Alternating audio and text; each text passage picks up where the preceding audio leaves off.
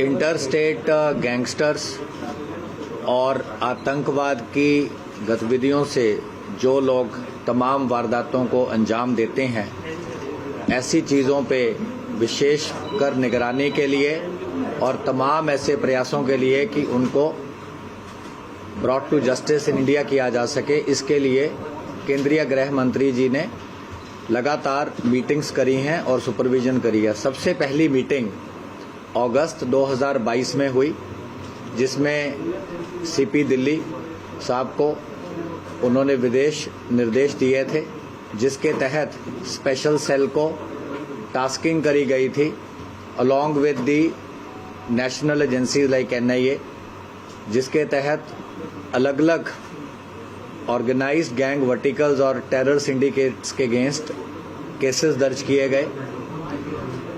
उन्हीं के चलते दीपक बॉक्सर को कुछ महीने पहले, जैसे कि आपको पता है, मेक्सिको से लाया गया था along with the coordinated effort of FBI। In last तकरीबन 10 महीने में, जब से केंद्रीय गृह मंत्री जी ने पहली बार मीटिंग करके रिव्यू किया, टास्किंग करी, उसके बाद उन्होंने और भी फॉलोअप मीटिंग्स करी सीपी दिल्ली साहब के साथ, जिसके चलते स्पेशल सेल को और हमारी रिलेटेड एजेंसीज को बहुत सारी डायरेक्शंस और हेल्प प्रोवाइड करी गई, जिसके चलते आज सुबह अर्ली मॉर्निंग सेकंड सक्सेस जो है वो स्पेशल सेल को मिली है, जिसके तहत सचिन थापन एलियस सचिन बिश्नोई को बाकू अजरबैजान से एक्स्ट्राडाइट करके लाया गया है।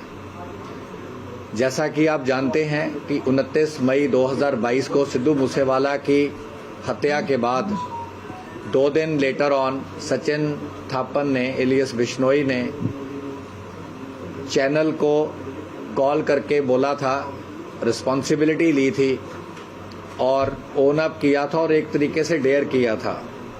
तो तब से लगातार पिछले 1.25 साल से स्पेशल सेल का एक बहुत ही ऑर्गेनाइज्ड एफर्ट चल रहा था, जिसके तहत इनिशियली 4 शूटर्स जो उसमें शामिल थे उनको अलग अलग टाइम पे मॉड्यूल्स को गुजरात से और डिफरेंट पार्ट ऑफ कंट्री से, यूपी से, राजस्थान से अरेस्ट किया गया, उनके साथियों को अरेस्ट किया गया।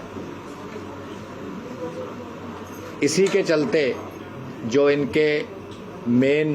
इनका मास्टर प्लानर था और जिसने ये सारी वारदात को अंजाम करवाया था, लॉरेंस बिश्नोई को भी प्रोडक्शन वारंट पे लाया गया था, जिसने हमारे रिमांड के दौरान तमाम चीज़ों को बताया था।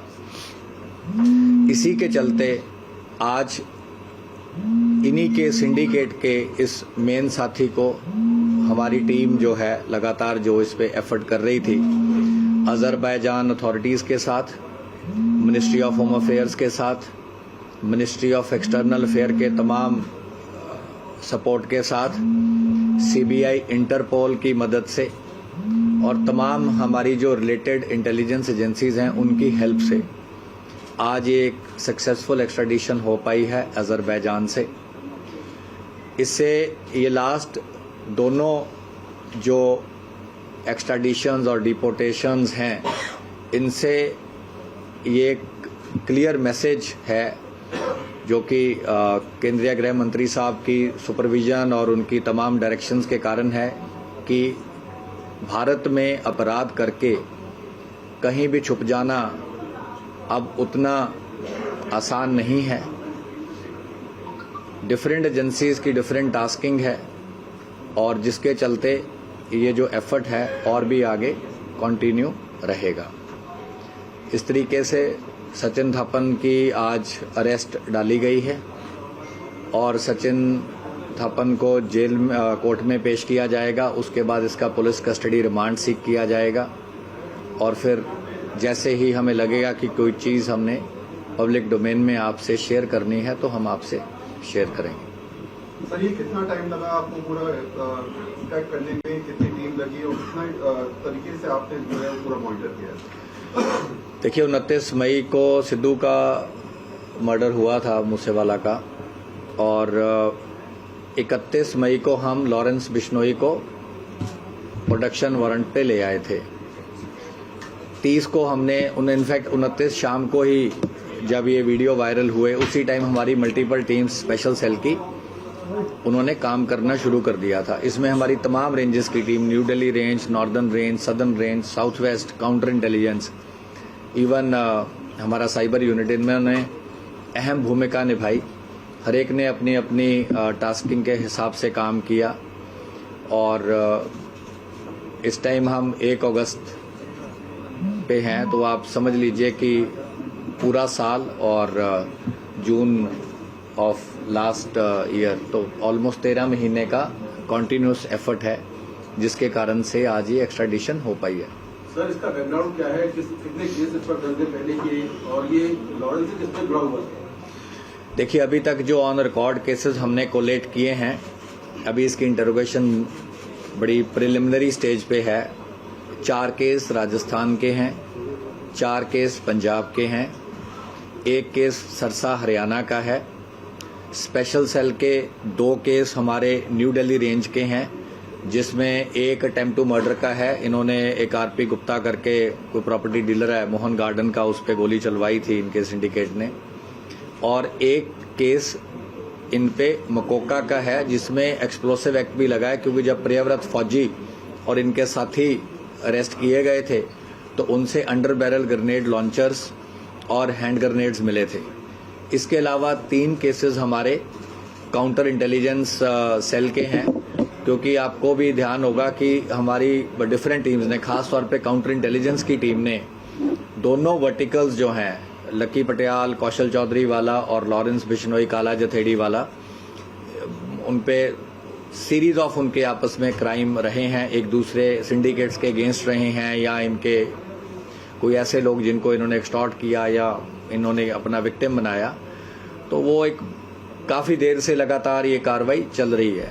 तो दोनों वर्टिकल्स पे ही सीआई की टीम ने और तमाम रेंजेस की टीम ने लगातार बहुत अच्छा एक्सटेंसिव काम किया है। सर, इसका क्या आपने कहा कि ये चैनल भी फोन किया था और फोन किया था, तो क्या इस बाबत गिरफ्तारी हुई? क्या अभी कुछ पता लगा है कि वाकई मूसेवाला किलिंग में इसका इस हद तक रोल है कि ये फेक वीजा या पासपोर्ट पर ये भागा भी था? तो अभी तक की प्रिलिमिनरी इन्वेस्टिगेशन में क्या आया? सर, इसी में ऐड करो, इस रोल क्या था एग्जैक्ट उसकी किलिंग में?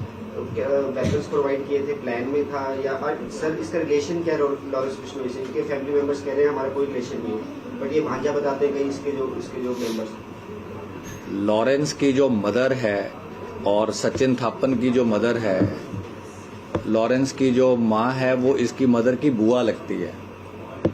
तो लॉरेंस जैसे गांव में होते हैं, सगे होते हैं, तो इस तरीके से ये उसको मामा बुलाता है। और इसका नाना और लॉरेंस बिश्नोई का नाना भी आपस में बहुत करीबी रहे हैं, आपस में इनका परिवार का रिश्ता रहा है। अभी तक जो फैक्ट एस्टैब्लिश हुआ है, जिस बोलेरो में सिद्धू को चेज किया गया वो इसने ऑर्गेनाइज करवाई। वेपन्स का डिस्पोजल जो था, वेपन जैसा कि हम जानते हैं 2 पार्ट में बंटे। एक पार्ट रह गया जो मनप्रीत मानू था और दूसरा जगरूप रूपा था। एक पार्ट ऑफ वेपन उनके पास रह गए। दूसरे वेपन जो 4 शूटर थे, प्रियव्रत फौजी था, दीपक मुंडी था, अंकित सिरसा था, कशिश कुलदीप था, तो इन 4 के पास जो वेपन रह गए वो रोहित गोदारा ने हैंडल किए। तो उन वेपन्स की जो हैंडलिंग थी रोहित गोदारा वाली, वो भी सचिन थापन ने सुपरवाइज करी। इसके अलावा ये बहुत ही ऑर्गेनाइज्ड, जैसा कि आपने देखा, क्राइम था, जिसमें कि कनाडा से बैठा गोल्डी ब्राड सिग्नल ऐप के जरिए शूटर के दोनों मॉड्यूल से लगातार कोऑर्डिनेट कर रहा था। गांव का आदमी रेकी करके फोटो खींच के कनाडा कॉल कर रहा था सिग्नल पे, और मॉड्यूल अलग अलग थे, शूटर अलग थे, गाड़ियां अलग थी, वेपन अलग जगह से आए। क्रॉस बॉर्डर एलिमेंट था, क्रॉस बॉर्डर पाकिस्तान से, जैसा हमने पहले भी शेयर किया है कि वेपन्स जो थे, बड़े वेपन खास तौर पे, इसमें अंडर बैरल ग्रेनेड लॉन्चर था जो, और AK-47 थी, वो आए। तो आपने काफ़ी ये सारी चीज़ें पब्लिक डोमेन में ऑलरेडी हैं। तो ये जितना ऑर्गेनाइज्ड एफर्ट था उस हिसाब से ये एक आदमी का काम नहीं था। सचिन थापन क्योंकि लॉरेंस का बहुत करीबी है, उसका रिश्तेदार भी है, उसके गांव का भी है, तो ये बाहर बैठा था। विक्रम बराड़ दुबई में था, ये उस दिन तो दुबई में था, 2 दिन बाद ये बाकू अजरबैजान चला गया था। गोल्डी कनाडा में था, और इनके 1-2 और साथी भी थे जो डिफरेंट कंट्री से अलग अलग कोऑर्डिनेशन कर रहे थे। तो ये सारी बातें पहले भी हम बता चुके हैं। तो उस तरीके से इसका काफी टच पॉइंट्स पे इसका अहम रोल था। सचिन बिश्नोई जिस फर्जी पासपोर्ट के सहारे विदेश गया था, संगम के यहाँ के एड्रेस पर बना था, उस पर आपको कुछ जानकारी जुटाया, वो उस पर कुछ कार्रवाई हुई? उस पर हमने करी थी। इनफैक्ट आपको याद होगा साउथ डिस्ट्रिक्ट वालों ने कार्रवाई करी थी, और उसको एजेंट को भी पकड़ लिया था जिसने इनके पासपोर्ट बनाए थे। इसने टुटेजा के नाम पे बनाया था, अनमोल ने भी फर्जी नाम पे बनाया था, उसको अरेस्ट कर लिया गया था एजेंट को। और दीपक बॉक्सर वाले में जिसने बनाए थे, बरेली से था, उसको हमने अरेस्ट किया था। ऐसे और भी पाइपलाइन में है जो गोल्डी ब्रांड पे कोई सर गोल्डी ब्रांड को लेकर कुछ की हो जाए? देखो, जो हमारे मेजर केसेस हैं जिनमें हमारे आरसीएन खुला है, कईयों में क्या होता है कि मेजर केस डिफरेंट स्टेट्स या एजेंसीज के भी होते हैं, तो एक कोलैबोरेटिव एफर्ट है, वो लोग भी एफर्ट कर रहे हैं। अब आगे का क्या होगा उसको मैं आपको फ्यूचरिस्टिक प्रेडिक्ट तो नहीं कर सकता, लेकिन जो एक ऑर्गेनाइज क्राइम को टैकल करने का प्रयास है वो हमारा लगातार जारी रहेगा।